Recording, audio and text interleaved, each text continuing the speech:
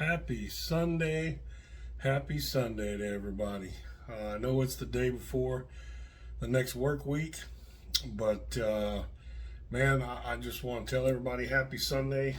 I got gadgets laying all over the place here. But tell everybody happy Sunday, and I'm happy to be back shooting a little video to put on YouTube here. I've had a little bit of a time away.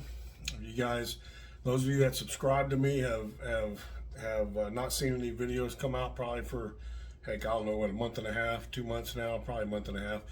Yeah, life just happens, you know, and things happen and work comes in play, and, you know, you just keep moving forward. But I'm back right now, here to shoot another one. Of course, in recent times, recent videos, you guys have seen me shooting some partial videos of some assemblies of all of the G17, G19, you know, Glock clone style firearms and so forth.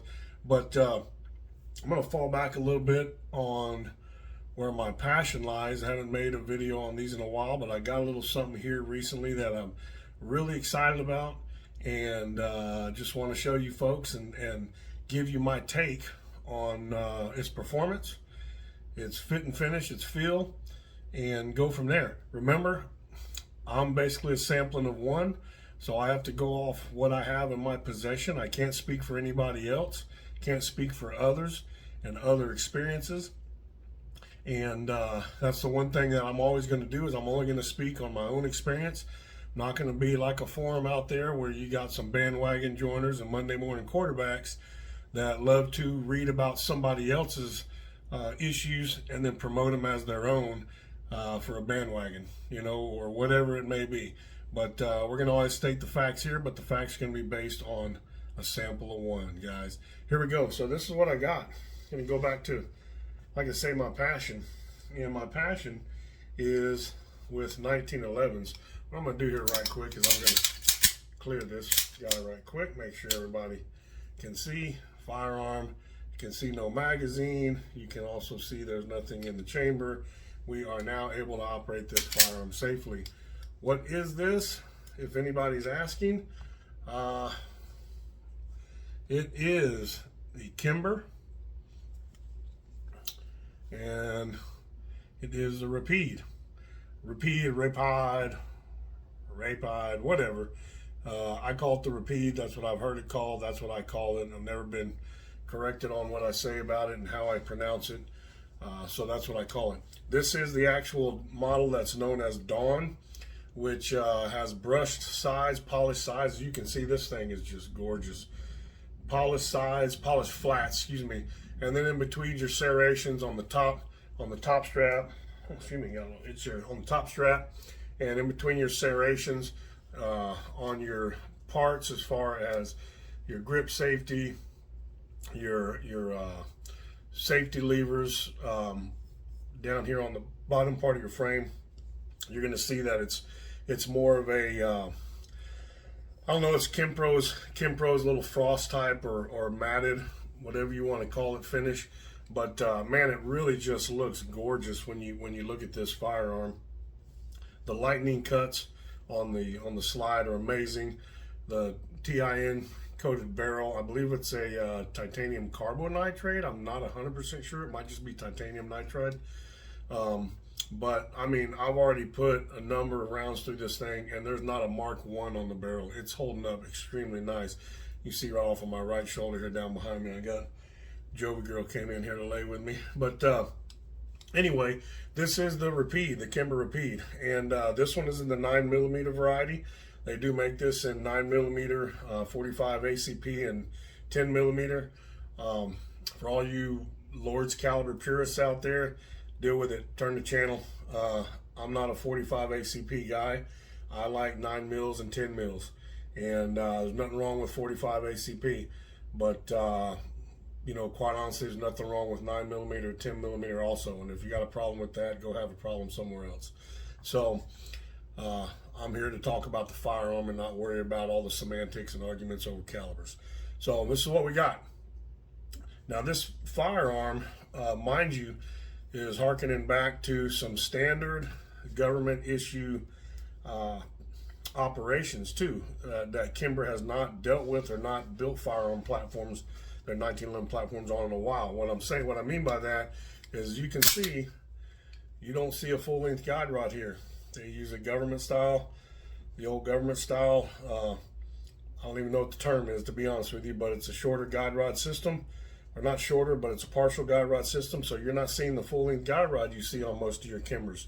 The other thing that you're going to note, if you look in here, you can see in there, there is no firing pin safety block. If you look at the back of the slide, this is also built, I'm not going to say it's a Series 70 because that is a trademarked item by Colt, but this is built on that Series 70 style system. Very exciting to me to see a Kimber going to the government half length or whatever style guide rod, and then go into that Series 70 style.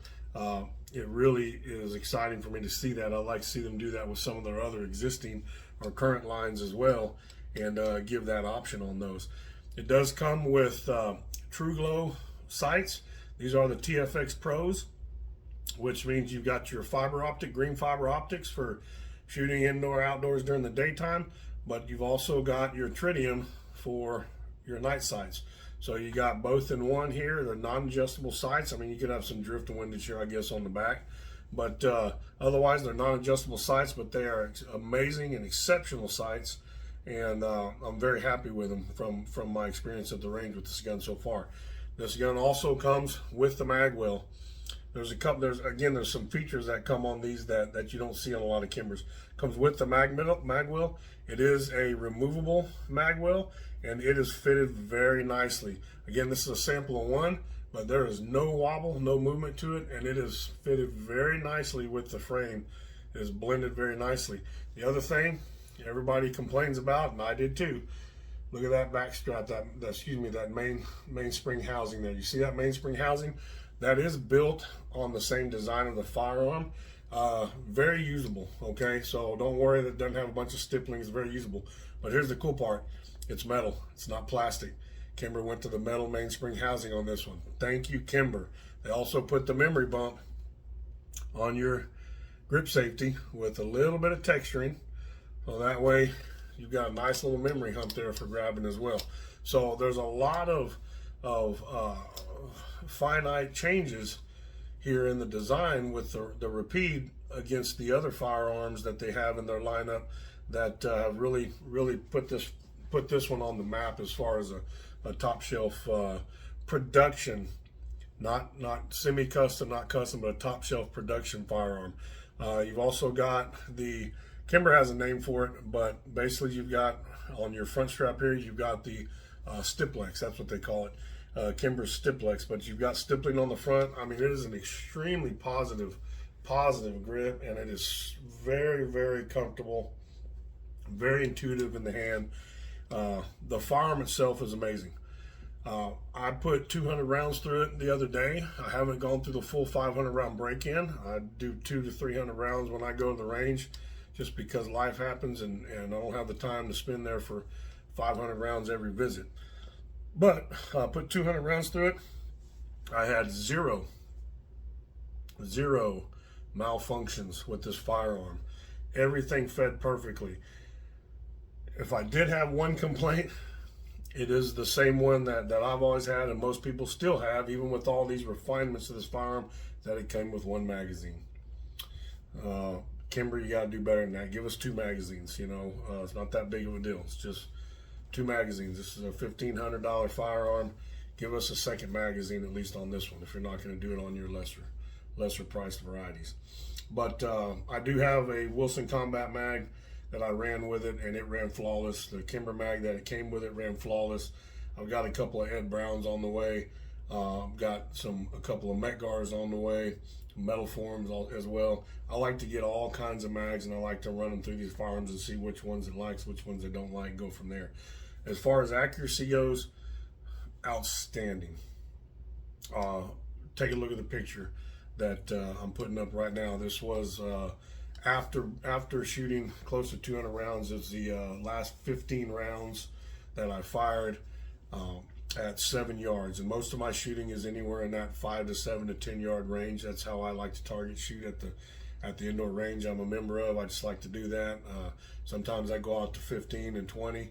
25 is the maximum in there, but most of my shootings is around that 5 to 7 to 10. All of my shooting with this on that day was at 7 yards, and the picture you're about to see is 15 rounds, which was using the 2 mags I have, putting 5 rounds each in the mag and shooting 5 shots at a time and taking my time, but a freestanding freehand shot and 15 shots. And you'll see the finger that you see in the picture to give the size orientation is my thumb. And so you'll see what a nice grouping this firearm shoots at 7 yards.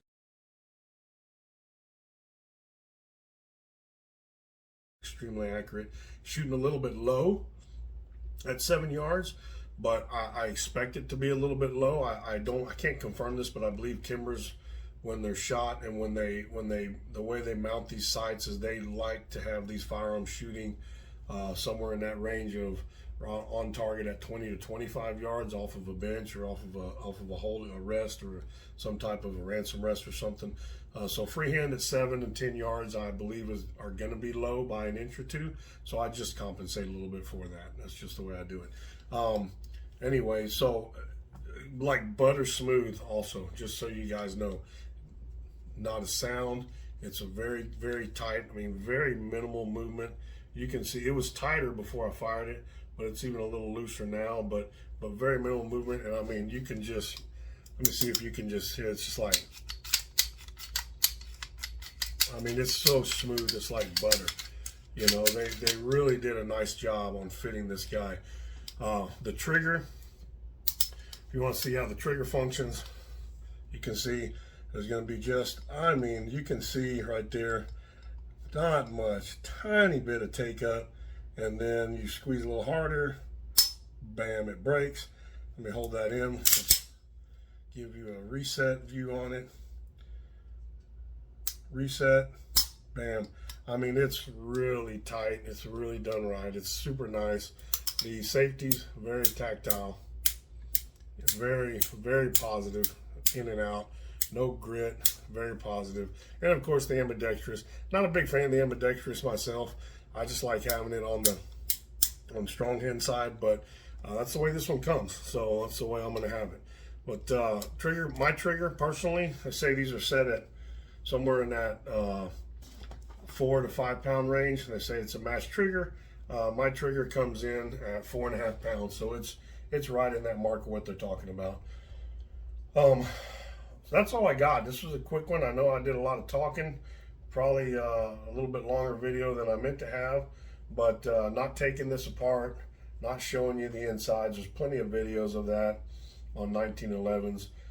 This one functioned flawlessly. I love it. For the money, I believe you can't go wrong. I think for the money, though, you could stand to have an extra magazine included with it.